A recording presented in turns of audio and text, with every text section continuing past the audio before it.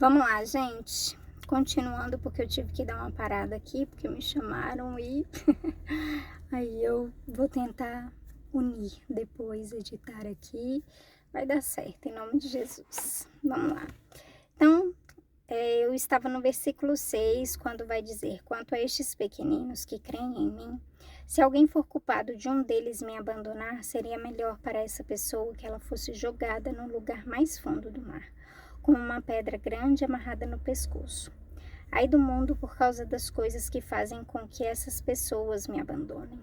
Essas coisas tendem a acontecer, mas ai do culpado. Se uma das suas mãos ou um dos seus pés faz com que você peque, corte-o e jogue fora. Pois é melhor você entrar na vida eterna sem uma das mãos ou sem um dos pés do que ter as duas mãos e os dois pés e ser jogado no fogo eterno. Se um dos seus olhos faz com que você peque, arranque-o e jogue fora. Pois é melhor você entrar na vida eterna com um olho só do que ter os dois e ser jogado no fogo do inferno. Aqui, conforme a referência que eu vou ler no rodapé da página, vai falar o seguinte: não somente crianças. Então, aqui, essa parte não está falando apenas de crianças, está falando sobre pessoas fracas na fé, ou pessoas ainda que iniciaram na fé. Então, não somente crianças, mas também outros seguidores de Jesus que eram fracos na fé, isto é, pessoas cuja fé ainda não era forte e madura. E aí vai fazer a referência até lá em 1 Coríntios, sobre aquela questão toda de comer carne ou não, na frente de irmãos que achavam isso meio estranho. Então aqui isso está falando, não sei se você que está aí do outro lado, você já é uma pessoa que caminha há mais tempo com Jesus, ou se é uma pessoa nova na fé. Se você é uma pessoa nova na fé, então a minha obrigação é de fazer de tudo e de te mostrar que o Senhor, Ele, se importa tanto com você. Que você chegou neste lugar não foi à toa, não foi por acaso. Que você está sendo vista por Ele, sabe? E a palavra vai dizer que algumas pessoas, de fato, vão se perder. Mas ai do culpado, ai daquele que está desviando, sabe? Tá fazendo com que as pessoas saiam da igreja, tá fazendo com que as pessoas tomem raiva da igreja, tá fazendo com que as pessoas dentro da igreja se desentendam, porque a nossa função como pessoas maduras, como pessoas um pouco mais avançadas em Deus do que aquelas que são novas, nós devemos então fazer de tudo para essa pessoa não sair. Entendeu? E não é fazer de tudo, falando de tudo que é bom, falando, olha, Deus vai te dar um carro, uma casa, você vai casar, não é sobre isso.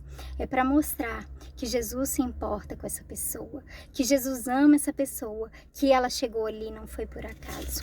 Tanto que no versículo 10, então, continua dizendo assim: cuidado, não desprezem nenhum destes pequeninos. Eu afirmo a vocês que os anjos deles estão sempre na presença do meu Pai que está no céu. Porque o Filho do Homem veio salvar quem está perdido.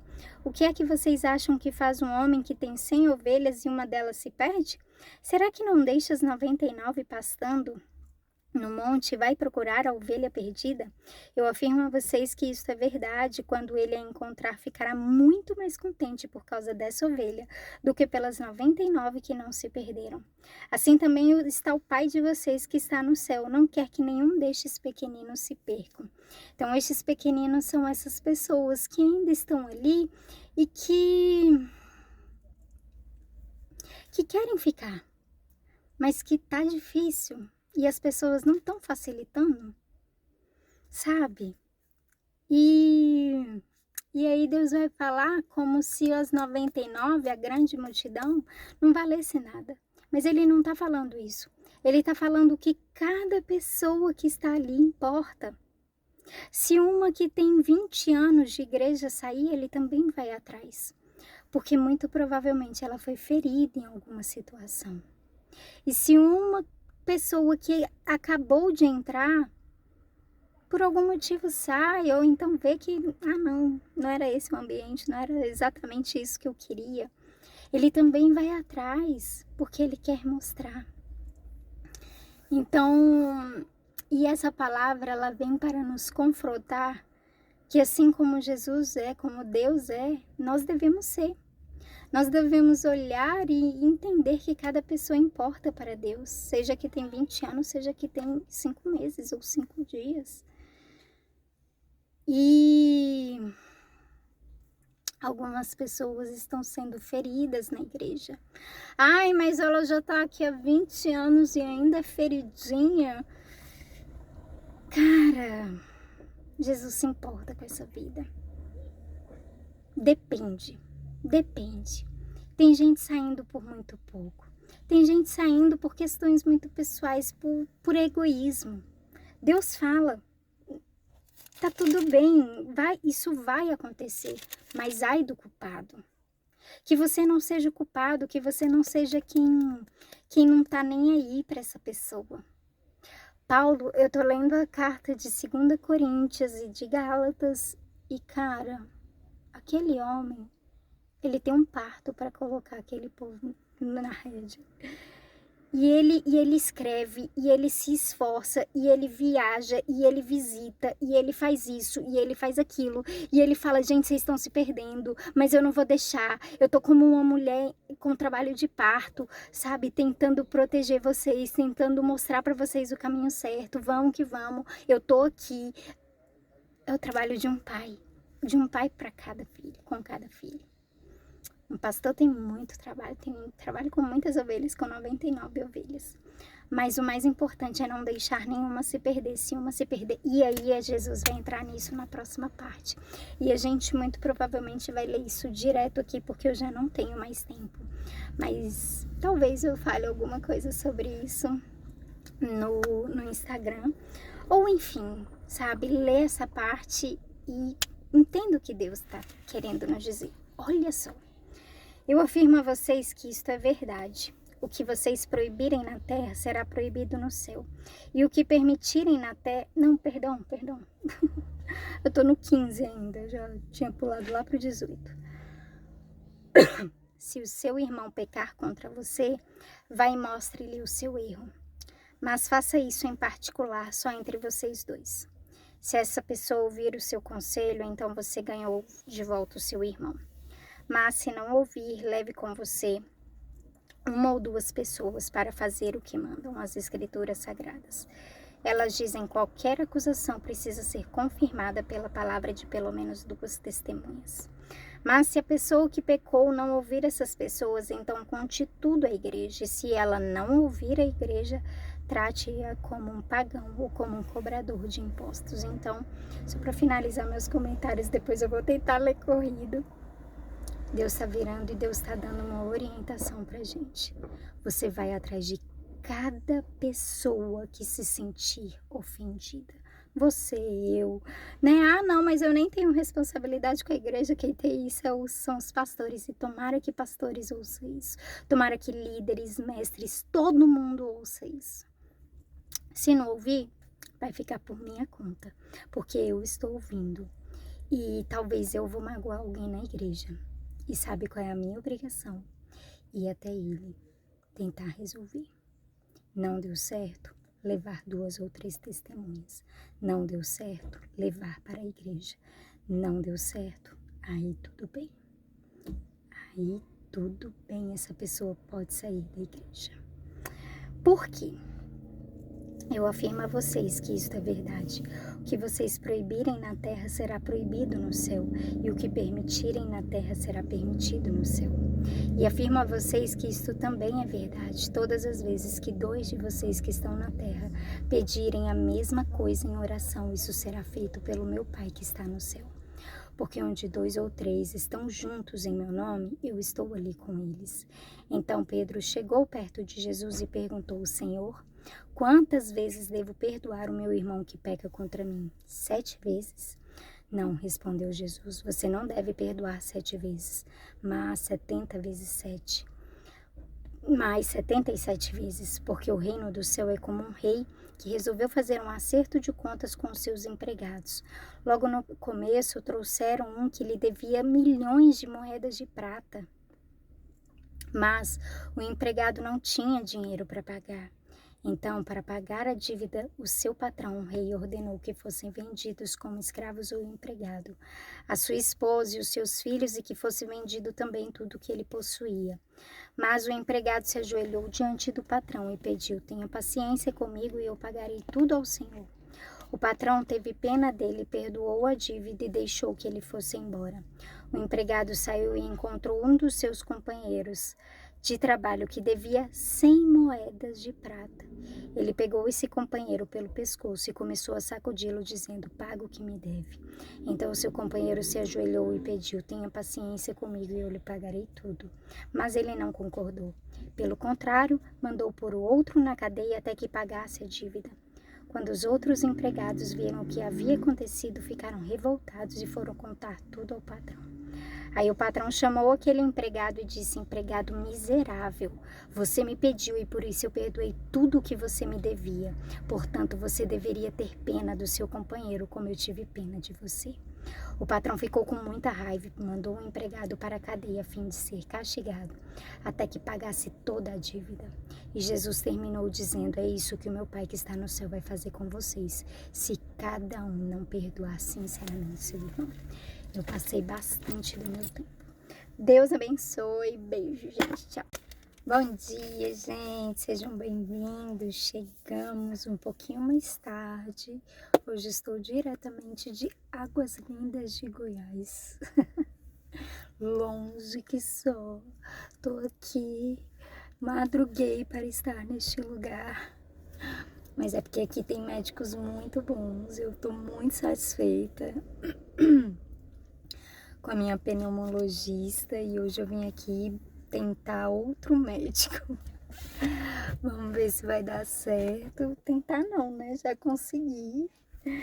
Mas vamos ver se ele é tão bom quanto. Qualquer coisa eu conto para os brasilienses ou goianenses de plantão. Goiás, né? Só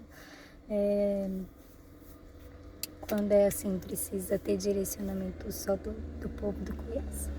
Enfim, é isso. Vamos que vamos.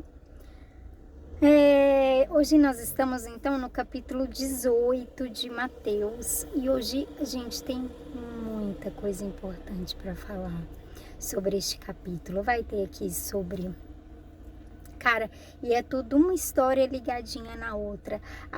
Inicia o capítulo puxando o gancho do capítulo seguinte, e aí ao longo do capítulo a gente acha que tá falando de coisas diferentes, mas a gente vai ver tudo se interligando, e é maravilhoso a maneira como Deus fez a Bíblia, como Deus projetou tudo. Então é isso. Então eu não sei como, né, a gente fazer isso aqui em 15 minutos, mas eu vou tentar fazer. Então eu quero começar, né, orando em primeiro lugar, mas também convidando você. E hoje eu gostaria de falar um pouco sobre isso, assim, sabe? Mas talvez eu fale no meu Instagram sobre essa questão de cada pessoa importante, sabe, gente? Eu faço isso daqui de uma maneira... Meu Deus, no hospital, gente. Esse sonzão. Eu faço isso daqui de uma maneira em que cada pessoa importa pra mim. E importa mesmo. Cada vez que alguém se inscreve no YouTube ou, sei lá, passa a seguir lá no Instagram, eu fico super contente. Pessoas novas, pessoas que eu já conheço, seja lá como for, mas ou que curte. E eu não sei se vocês já perceberam aqui, mas eu não fico pedindo para curtir, para comentar, para compartilhar. Eu sei que isso dá um engajamento melhor e o algoritmo das plataformas, ela entende como um conteúdo relevante. Mas eu, sinceramente, eu não tenho vontade que as pessoas curtam, comentem ou compartilhem algo porque eu tô pedindo. Eu quero sim que vocês façam isso, mas eu quero principalmente até mesmo para eu saber se tá fazendo algum sentido e diferença, porque às vezes eu me ouço depois e eu falo, gente, quem aguenta me ouvir? Mas às vezes eu olho assim e eu falo, caraca, gostei, então, tipo, eu me ouviria hoje. Mas tem dia que eu viro e eu falo assim, ah não, eu falei tudo embolado, tudo que tava na minha cabeça eu não consegui passar direito. Então eu gosto quando as pessoas curtem ou comentam ou compartilham, porque aí eu vejo, eu falo, caraca, isso daqui fez sentido para essa pessoa. Isso daqui, sabe, talvez mudou algo, girou uma chave, algo nela transformou.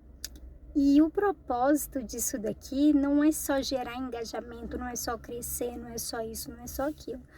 Eu sei que isso é muito importante, mas conforme nós vamos ver nesse capítulo, para mim muito importante mesmo é que esteja fazendo transformação na vida das pessoas. Aqui nós vamos ter ali não é nenhuma parábola, aqui é uma história muito rápida ligando esses pontos que a gente vai falar aqui, falando ali sobre a ovelha perdida, que Jesus deixa 99 e vai atrás de uma ovelha. E isso me chamou muito, isso não é nem que me chamou muita atenção, mas é exatamente esse o sentido e o propósito que eu tenho, assim, sabe? Não é de, tipo, alcançar 99, eu sei, é de alcançar talvez alguém.